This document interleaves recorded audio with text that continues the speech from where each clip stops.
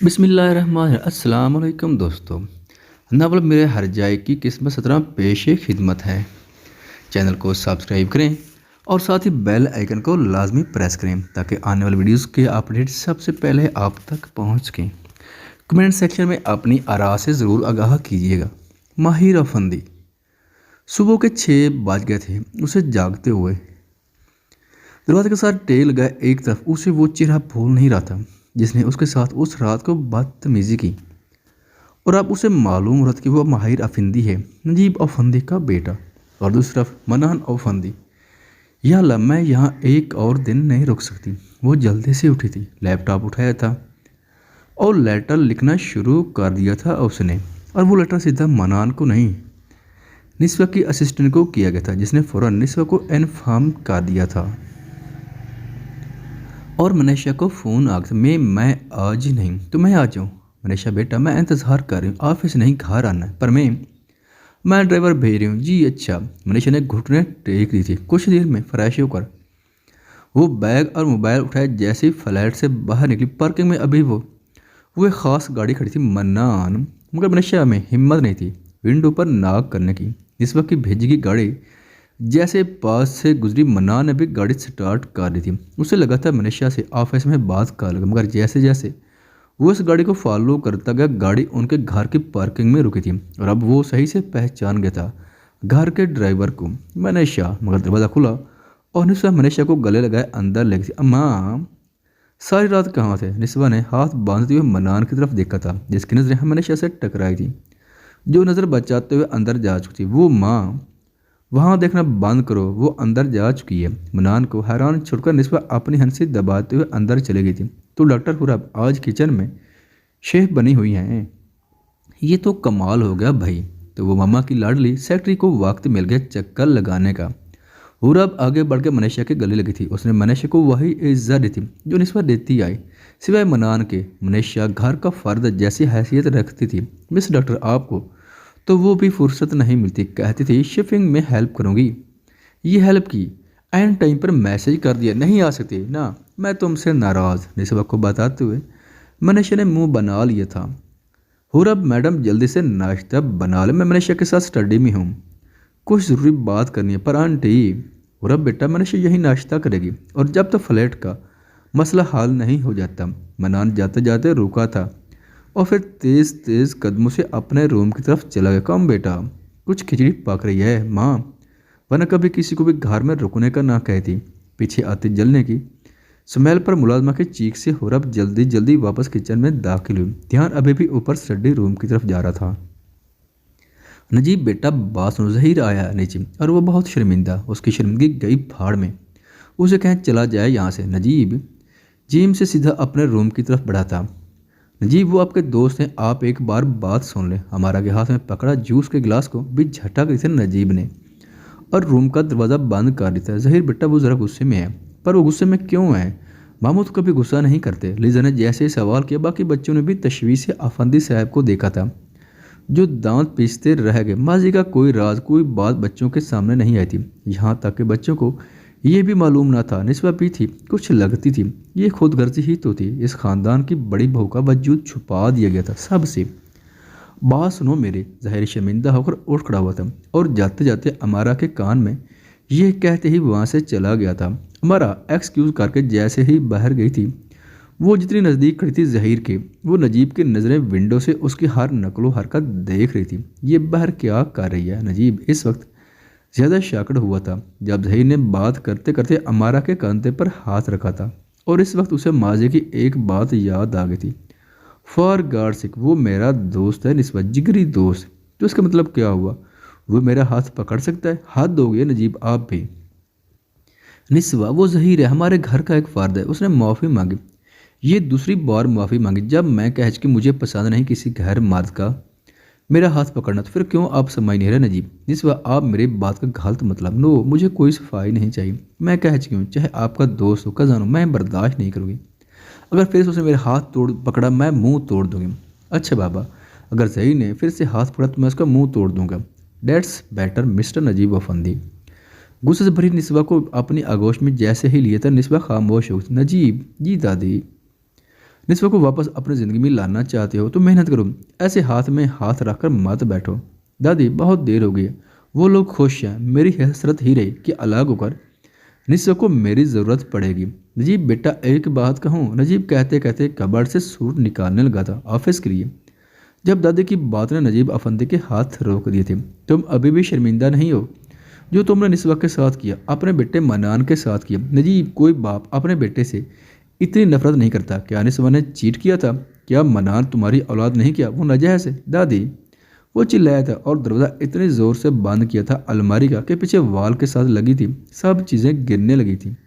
वो मेरा जैसा बेटा है दादी, मेरा खून है मनान। निस्वा के बारे में आप ऐसा सोच भी कैसे सकती हैं? सॉरी बेटा, पर जैसे तुमने कुछ साल पहले अपने बेटे को सबके सामने नफरत से बुलाया था, हम सबको यही लगा था। तुम्हारे बाद घर की बहू शक करने लगती निस्वा के किरदार पर। तुमने तासुर ही ऐसा दिया था कि हम सबको लगने लगा था कि तुम्हारा खून नहीं है, और अभी भी सबको वो नाजायज लगता है। इसलिए निस्वा और उसके बच्चों की कोई इज्जत नहीं रही इस खानदान में। तुम्हारे कज़न के बच्चों को, तुम्हारे बच्चों को नहीं मालूम कौन निस्वा थी, कौन मनान था। आई एम सॉरी, मेरी बात बुरी लगी हो तो। दादी माफ़ी मांग रही थी मगर चेहरे पर पशेमानी ना थी। वो आज नजीब अफंदी को उसका गुनाह दिखाने में कामयाब हो गई थी। वो कितने मिनट कितने घंटे उसी जगह खड़ा रहा, उसे खबर न हुई। बस जब सर को हाथों में पकड़े वो बेड पर बैठा तो उसे एक एहसास बहुत सालों के बाद हुआ था कि इस दुनिया ने अपनी जायज़ मोहब्बत, अपनी जायज़ औलाद को दुनिया और घर वालों के सामने नाजायज़ करार दिया। मैं कुछ समझी नहीं मैम। फिर मैं आंटी कहने में क्या हर्ज है? आप कल मैं फिजा से मिली और जब तुम्हें फंक्शन में देखा दिल कर रहा था मनान को जी भर के डांटूं। इस वह मनीषा का हाथ पकड़कर सोफे पर अपने साथ बिठा चुकी थी। आप क्या बात करें, मुझे समझ नहीं रही मैम। मेरी तरफ देखो और फिर बोलो। तुम जानती हो तुमने अपनी माँ को देखा, तुम मुझसे शेयर कर सकती हो मनीषा, मैं तुम्हें जज नहीं करूँगी मेरी बच्ची। मनीषा ने सर उठाकर जैसे निस्वा की आंखों में देखा था, एक एक करके आंसू पानी की सूरत आंखों से बहने लगे थे। मेरे पास शेयर करने के लिए कुछ भी नहीं है, खाली हाथ हो, मैं बस वापस जाना चाहती हूँ। मैं अब ये नौकरी और नहीं कर सकती प्लीज़। वो फिर से मुंह नीचे कर चुकी थी। जस्ट लाइक दैट चली जाओगी? उन खुदगर्ज लोगों को एक बार भी आईना नहीं दिखाओगी? एक बार बेटा अपनी माँ का सामना करो कि आपने सामना किया माजी का। आप भी तो वापस जाना चाहती है ना आंटी? हम दोनों साथ चलते हैं प्लीज़, मैं बहुत अजियत में हूँ खासकर कल से। वो कहती उठकर बाहर जाने लगी थी जब निस्वा ने उसका हाथ पकड़ लिए थे। इसलिए भाग रही हो कि सामने माजी है, या इसलिए भाग रही हो जिससे तुम मोहब्बत करती हो उसे तुम्हारी छोटी बहन पसंद आ गई है? मनान से भाग रही हो या अपनी बहन लीजा और मनान के नज़दीकियों से? कुछ लम्हों में मनीषा जैसे ही अपने घुटनों पर गिरी थी उसकी सिसकियाँ पूरे कमरे में गूंजी थी। मैं सबसे भागना चाहती हूँ निस्वा मम्मी, सबसे। मैं इस माँ से दूर जाना चाहती हूँ जिसने मुझे लावारिस छोड़ दिया। उस खानदान से भागना चाहती हूँ। मैं इस मोहब्बत से दूर भागना चाहती हूँ जिसने सिवाय हकारत के मुझे नहीं देखा। मैं अपने आप से भागना चाहती हूँ। मैं मनान सर से दूर जाना चाहती हूँ। उफ मनीषा, मैं कल उनको देखती रहेगी, वो अपनी बेटी के साथ इतना खुश थी। तो मैं कौन हूँ? उन्होंने मुझे मार क्यों नहीं दिया? मुझे क्यों जिंदा रहने दिया?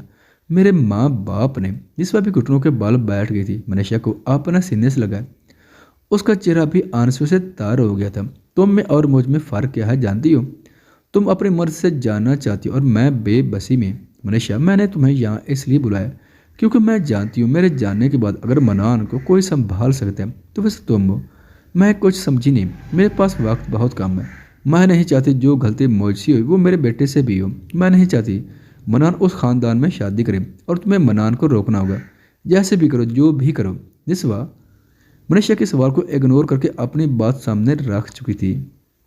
आपने मेरी बात का जवाब नहीं दिया, कहाँ जा रहे हैं आप? और जब उसने निस्वा का हाथ मजबूती से पकड़ लिया तो निस्वा ने एक रिपोर्ट डेस्क से उठाकर मनीषा को पकड़ा दी और खुद खिड़की के सामने खड़ी हो गई थी। ये कैंसर, मगर आप तो बिल्कुल ठीक। कुछ चीज़ों को आप वक्ती तौर पर गुमराह कर सकती हो, उनसे पीछा नहीं छुड़ा सकती। आन, आप प्लीज़ अभी चलें, हम मुहूर्त से बात करते हैं प्लीज़।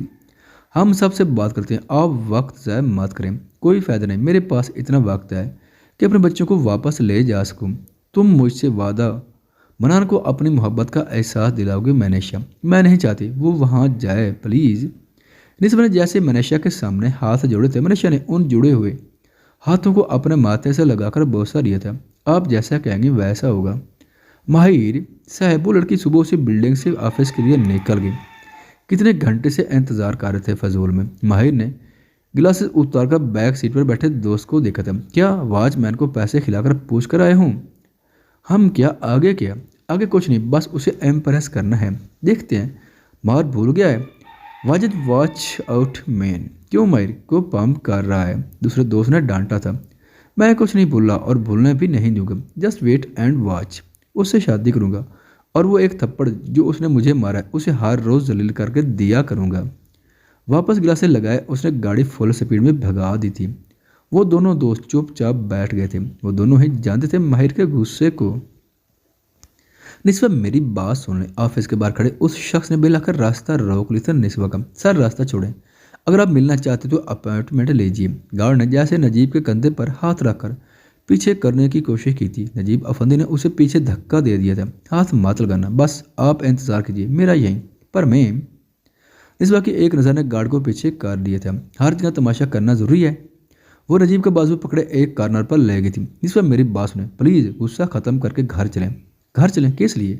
निस्वा ने खुद खुद कुछ कदम खुद को पीछे किया था। कौन सा घर? जहां दूसरी बीवी के साथ इतने साल गुजार कर एक अलग दुनिया बसा कर नई औलाद पैदा करने के बाद भी आप में हिम्मत है मुझे उस घर में बुलाने की जो मिली अब जहन्नम से ज़्यादा कुछ नहीं। निस्वा आप मेरी बीवी हैं, आगे नहीं रहना चाहती। मैं बहुत जल्दी अपने वकील को आपके पास भेजूंगी डिवोर्स पेपर साइन करके। निस्वा आप ये सब झूठ बोल रही हैं। आप मोहब्बत करती हैं मुझसे। प्लीज़ ये सब ना करें, मैं आपको तलाक नहीं दूंगा। निस्वा नजीब की भराई हुई आंखों ने निस्वा के चेहरे पर बेसख्ता मुस्कुराहट बखेरी थी।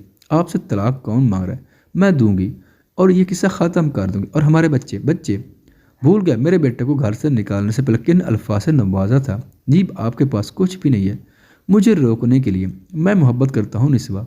मोहब्बत का नाम लेते हैं तो और नफरत हो जाती है आपसे। नजीब आपसे जिस्मों से मोहब्बत करते हैं, कभी हमारा तो कभी कोई और। आपको मोहब्बत से क्या गर्ज? वो जानने लगी थी जब नजीब ने उसे अपनी ओर खींचा था, अपने गले से ज़बरदस्ती लगा लिया था। निस्वा मैं पछता रहा हूँ।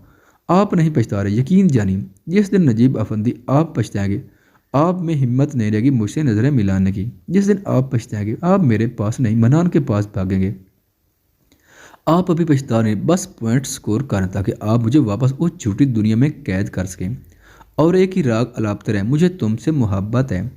निस्वा की बातें नजीब को और शॉक कर थी। वो जो पीछे गाड़ी के साथ लग गया था वो हैरान होता अपनी बीवी पर जो इतनी आग बगोला थी। मैं तुमसे मोहब्बत करता हूँ, मुझे हमारा भी पसंद आ गई। मैं तुमसे मोहब्बत करता हूँ, मुझे हमारा के साथ फिजिकल रिलेशन भी चाहिए। मैं तुमसे मोहब्बत करता हूँ, मुझे दूसरी शादी भी करके तुम्हारी बराबरी दूसरी औरत को लाना था। मैं तुमसे मोहब्बत करता हूँ मगर तुम्हारे साथ मेरे बेटे से भी मुझे नफरत है। मुझसे मोहब्बत थी और हमारे प्यार के निशाने से नफरत। मैंने आपसे बहुत मोहब्बत की है निस्बा, मगर आपके साथ मुझे औलाद बर्दाश्त नहीं थी और हमारा जैसे मोहब्बत नहीं उससे औलाद भी पैदा की और उस औलाद से मोहब्बत भी बला की आपने। वह आपकी मोहब्बत। कभी कभी जलन होती थी अमारा के नसीबों से। निस्बा ने नजीब का गिरेबान पकड़कर अपनी तरफ खींचा था। कभी कभी दिल करता था कि काश मैं दूसरी औरत होती आपकी ज़िंदगी में तो मुझे बिना किसी मोहब्बत के, मेहनत के, अजियत के वो सब मिलता जो उस दूसरी औरत को मिलता रहा। कभी कभी मुझे जलन होती थी उस दूसरी बीवी से। अगर मैं उसकी जगह होती तो आप नजीब आफंदी इतना ही मान, इज्जत और प्यार मेरे बच्चों को देते। पर मैं दूसरी औरत नहीं बन सकती और मैं ऐसी मोहब्बत भी नहीं चाहती। इसलिए तो ये रिश्ता ख़त्म करने का सोच लिया है मैंने। नजीब आफंदी आपको आज़ाद कर रही हूँ। आप हमेशा मनान और मुझे दुनिया से, मीडिया से छुपाते रहे बदनामी के डर से। देखें वो बेटा बिना आपके नाम के उस मकाम पर है कि आप लोगों को चिल्लाते हुए भी उसे अपना खून कहेंगे तो लोग मानेंगे नहीं। और मेरा आपका रिश्ता अब कागज़ों में भी नहीं रहना चाहिए। वो मुंह साफ करके वहाँ से चली गई थी। मैं आपको नहीं छोड़ सकता निस्वा, आप मेरी पहली और आखिरी मोहब्बत है। मैं आपको छोड़ दूंगा तो मर जाऊंगा। गाड़ी के रूफटॉप पर जैसे सर रखा था उन्हें विंडो में अपना अक्स दिखा था जो नजीब आफंदी नहीं था। वो एक कमज़ोर टूटा हुआ शख्स नजीब आफंदी नहीं था। आंखों से लगातार आंसू बह रहे थे। वो इस बात का सबूत थे कि आज उनका वो एक डर जो उनके सामने आ खड़ा हुआ था। सच कह रहे थे सब। नजीब अफंदी को अभी पछतावा नहीं हुआ था, पर कौन जानता था कि माजे से उठने वाले पर्दे नजीब अफंदी को अपने हर फैसले पर पछताने पर मजबूर कर देंगे। एक वक्त आने वाला था कि पर्दा जब उठेगा तो नजीब अफंदी अपनी दूसरी शादी के फैसले पर सबसे ज़्यादा पछताने वाला था और वो दिन बहुत तेज़ी से उनके सामने आने वाला था।